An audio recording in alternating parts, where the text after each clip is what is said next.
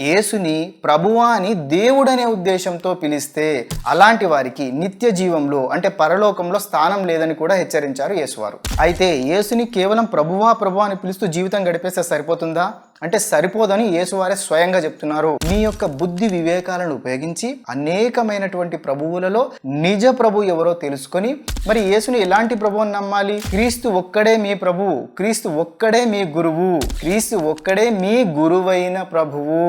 అయితే ఇప్పుడు యేసుని ప్రభు అని పిలవచ్చా పిలవకూడదా? హాయ్ ఫ్రెండ్స్, ప్రభువుల ప్రభు సిరీస్లో భాగంగా లాస్ట్ ఎపిసోడ్లో యేసువారు బైబిల్లో పాత ఇంకా కొత్త నిబంధనల ప్రకారంగా అనేక ప్రభువులలో ఒక ప్రభు అని తెలుసుకున్నాం. అలాగే నిజ ప్రభు ఎవరు అనే విషయంలో బైబిల్ ప్రకారంగా యెహోవాయే నిజ ప్రభు అని, ఖురాన్ ప్రకారంగా అల్లాయే నిజ ప్రభు సృష్టికర్త అన్న విషయాలు తెలుసుకున్నాం.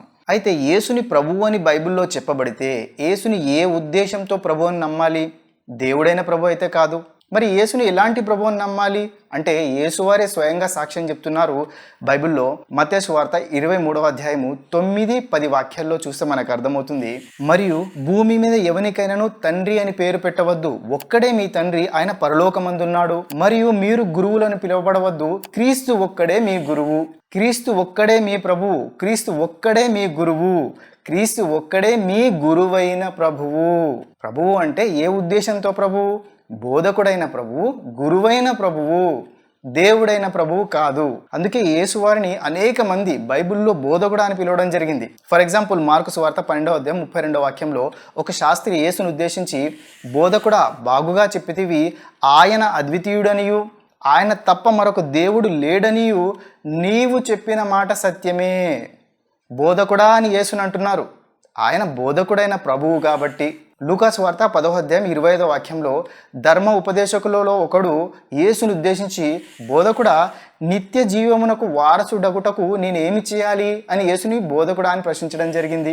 శాస్త్రులు ధర్మ ఉపదేశకులే కాదు, యేసువారి శిష్యులు కూడా యేసుని బోధకుడా అని పిలిచేవారు. దానికి ఉదాహరణగా యోహాను సువార్త 20వ అధ్యాయము 16వ వాక్యంలో యేసు ఆమెను చూచి మరియా అని పిలిచెను. ఆమె ఆయన వైపుకు తిరిగి అంటే యేసు వైపుకు తిరిగి ఆయనను హెబ్రీ భాషలో రబ్బూని అని పిలిచెను.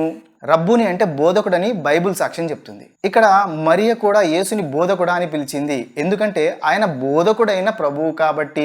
మరి స్పష్టంగా మనకు తెలుస్తుంది యేసు ఎవరు అంటే దేవుడైన ప్రభు అయితే కాదు, యేసు బోధకుడైన ప్రభువు.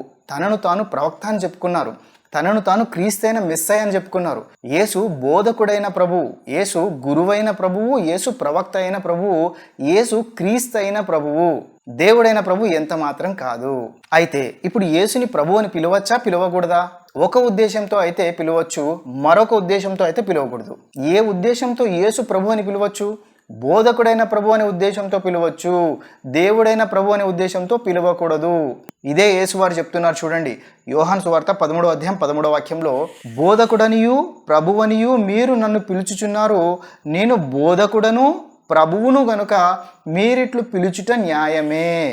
మీరు నన్ను బోధకుడైన ప్రభువు, ప్రవక్త అయిన ప్రభువు, క్రీస్తైన ప్రభు అనవచ్చు. ఎందుకు?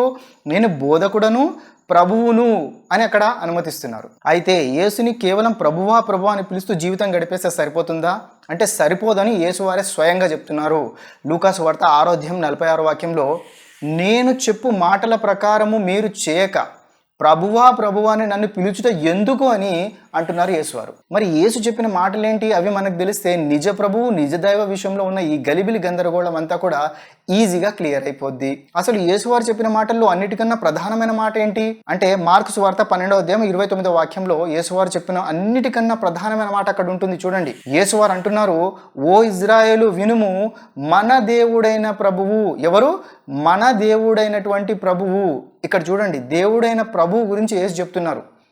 ఓ ఇజ్రాయేలు వినుము, మన దేవుడైన అంటే యేసుకు కూడాను మన దేవుడైన ప్రభువు అద్వితీయుడైన ప్రభువు, అంటే రెండు కానటువంటి ప్రభువు, ఒకే ఒక్క దేవుడైన ప్రభువు.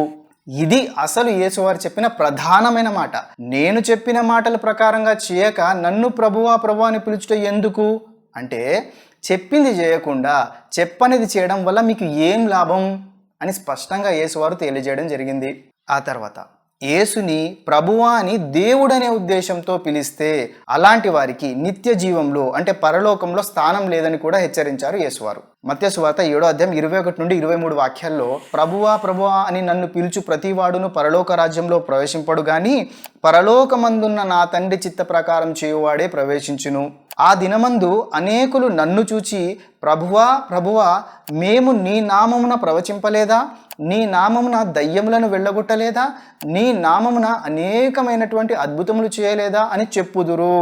అప్పుడు నేను మిమ్మును ఎన్నడూనూ ఎరుగను అక్రమము చేయువార్లారా అంటే క్రమం తప్పిన వార్లారా అంటే నేను చెప్పిన వాటిని వదిలేసిన వార్లారా నా యొద్ద నుండి పొండని వారితో చెప్పుదును. ఈ వాక్యాన్ని ఒక్కసారి పరిశీలిస్తే చాలా సీరియస్ విషయాన్ని యేసువారు చెప్పడం జరిగింది. యేసుని దేవుడనే ఉద్దేశంతో ప్రభువా ప్రభువా అని పిలిస్తే వారు పరలోక రాజ్యంలోకి ప్రవేశించరు. ఎవరిని ఉద్దేశించి అంటున్నారు? చాలా జాగ్రత్తగా గమనించండి. ఆ దినమున అంటే తీర్పు దినం నాడు యేసు దగ్గరికి వచ్చి ప్రభువా ప్రభువా అని పిలుస్తున్న వారు ఎవరండి? ముస్లింలు అయితే యేసుని ప్రభు అని పిలవడం లేదు. మరి ఎవరు యేసుని ప్రభువా ప్రభువా అని పిలుస్తున్నారు? స్పష్టంగా తెలుస్తుంది, అది క్రైస్తవులే అని. క్రైస్తవులలో ఏ క్రైస్తవులు? యేసు వారు చెప్తున్నారు, మేము నీ నామమున ప్రవచింపలేదా? యేసు నామమున సువార్త ప్రకటించేవారు, బహిరంగ సభలు చేసేవారు, యేసు పేరు మీద దయ్యాలు వెళ్ళగొడుతున్నవారు, దయ్యాలు వెళ్ళిపోతాయని స్వస్థత సభలు చేస్తున్నవారు, వారిని ఉద్దేశించి యేసువారు ఈ విషయం చెప్తున్నారు. యేసు పేరు మీద అనేక అద్భుతాలు కార్యాలు చేస్తున్నారు. యేసు పేరు మీద ఈరోజు మహా స్వస్థత సభలని అద్భుతాలు జరుగుతున్నాయని మనం వింటూ ఉన్నాం. వారిని ఉద్దేశించి యేసువారు అంటున్నారు. వారు ఏ ఉద్దేశంతో యేసుని ప్రభు అంటున్నారు? దేవుడనే ఉద్దేశంతో అంటున్నారు. కాబట్టి అలాంటి వారితో అంటున్నారు, మీరు పరలోక రాజ్యంలోకి ప్రవేశించరు. మరి ఎవరు ప్రవేశిస్తారు? నా తండ్రి చిత్త ప్రకారం చేయువారే అంటే యెహోవా చిత్త ప్రకారం చేయువారే ప్రవేశిస్తారు. మరి యెహోవా చిత్తం ఏంటి? దేవుని చిత్తం ఏమిటి అంటే బైబిల్ సాక్ష్యం ఇస్తుంది. నిర్గమకాండం 20వ అధ్యాయం 2 నుండి 5 వాక్యాలలో నేను తప్ప వేరొక దేవుడు నీకు ఉండకూడదు, పైన ఆకాశం అందే కానీ భూమి క్రింద నీళ్ల ఎందే కానీ ఉండు దేని రూపమునైనను విగ్రహమునైనను నీవు చేసి కొనకూడదు, వాటికి సాగిలపడకూడదు, వాటిని పూజింపకూడదు. ఏలయనగా నీ దేవుడైన యెహోవానగు నేను రోషము గల దేవుడను. నేనొక్కడినే దేవుడను అని యెహోవా ప్రకటించుకుంటున్నాడు. నేనొక్కడినే దేవుడైన ప్రభువును, నేను తప్ప మరొక దేవుడు నీకు ఉండకూడదు. యెహోవాని వదిలి యేసుని దేవుడైన ప్రభువుగా చేసుకుంటే యెహోవా రోషము గల దేవుడు, జాగ్రత్త అని తెలియజేయడం జరిగింది. యేసు వారు తన జాతి ప్రజలైన ఇజ్రాయెల్ వారికి నేర్పించిన ఒక వాక్యం ఖురాన్ గ్రంథంలో ఉంటుంది. సూరా అల్-మైదా 5వ సూరా 72వ వాక్యంలో మరియం కుమారుడైన యేసే ప్రభువని, మరియం కుమారుడైన యేసే దేవుడని అన్నవారు నిశ్చయంగా అవిశ్వాసానికి పాల్పడినట్లే. వాస్తవానికి మరియం కుమారుడని యేసు ఏమన్నాడంటే, ఓ ఇశ్రాయేలు వంశీయులారా, అల్లాను ఆరాధించండి, ఆయన నాకు ప్రభువే, మీకు కూడా ప్రభువే.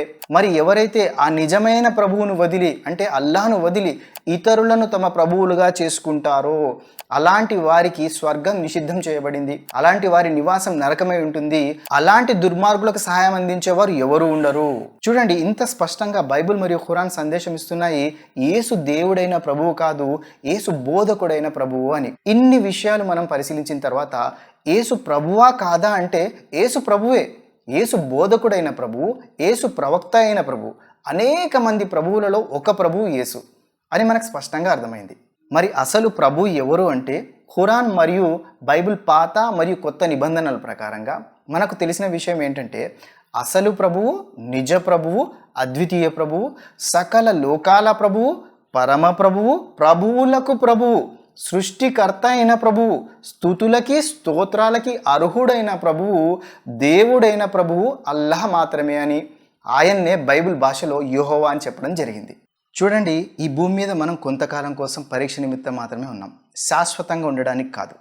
మరి అసలు పరీక్ష ఏంటంటే మీ యొక్క బుద్ధి వివేకాలను ఉపయోగించి అనేకమైనటువంటి ప్రభువులలో నిజ ప్రభు ఎవరో తెలుసుకొని ఆ నిజ ప్రభువు చెప్పిన ప్రకారంగా ఎవరైతే ఈ జీవితాన్ని గడుపుతారో వారికి ఇహలోకంలో శాంతి మరి పరలోకంలో మంచి స్థానం దొరుకుతుంది. ఖురాన్ గ్రంథంలో సూరా ఫుసిలత్ 41వ సూరా 30వ వాక్యంలో ఇలా ఉంటుంది, ఎవరైతే అల్లానే నా ప్రభు అని పలికి ఆ మాట మీద స్థిరంగా ఉంటాడో ఆ వ్యక్తి మీద నిశ్చయంగా దేవదూతలు అవతరిస్తారు. ఆ దేవదూతలు వారితో అంటారు, భయపడకండి, బాధపడకండి, నిశ్చయంగా మీకోసం వాగ్దానం చేయబడినటువంటి స్వర్గం అనే శుభవార్తను విని ఆనందించండి అన్న వాక్యం ఖురాన్లో వాగ్దానంగా విశ్వాసులకు ఇవ్వబడింది. అల్లాయే నిజ ప్రభువు అని విశ్వసించి ఆ మాట పైన స్థిరంగా ఉన్న వారి జీవితంలో శుభాలే శుభాలు. కాబట్టి ఇన్షాల్లా మీరు మీ నిజ ప్రభువుని తెలుసుకొని జీవితం గడపండి. అప్పుడు ఇహ పరలోకాల సాఫల్యం పొందుతారు. That's it for today. Comment your opinions and please do subscribe. ఇన్షాల్లా మరో వీడియోతో కలుద్దాం. And piece.